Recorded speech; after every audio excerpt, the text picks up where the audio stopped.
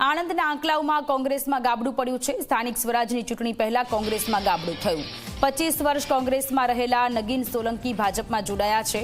200થી વધુ કાર્યકર્તાઓ સાથે ભાજપમાં જોડાયા। એપીએમસીના ડિરેક્ટર નગીન સોલંકીએ કોંગ્રેસમાંથી છેડો ફાડ્યો છે। સ્થાનિક સ્વરાજની ચૂંટણી પહેલા કોંગ્રેસમાં મોટું ગાબડું થયું છે। આંકલાવ કોંગ્રેસમાં ગાબડું થયું।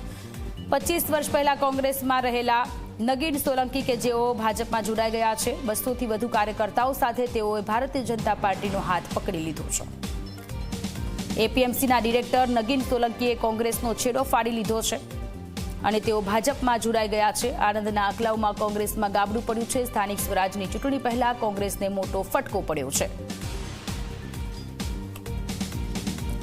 તો 200થી વધુ કાર્યકર્તાઓ ભાજપમાં જોડાઈ ગયા છે। 25 વર્ષ કોંગ્રેસમાં રહેલા નગીન સોલંકી કે જેઓએ ભાજપનો ખેસ ધારણ કરી સત્તાવાર રીતે તેઓ ભાજપમાં જોડાઈ ગયા છે। તેમની સાથે 200 જેટલા કાર્યકર્તાઓ પણ ભાજપમાં જોડાઈ ગયા છે। 25 વર્ષથી તેઓ કોંગ્રેસમાં હતા અને કોંગ્રેસથી તેઓની નારાજગી અને હવે તેઓ ભાજપમાં જોડાઈ ગયા છે। આણંદમાં નગીન સોલંકી કે જેઓએ કોંગ્રેસથી છેડો ફાડી નાખ્યો છે।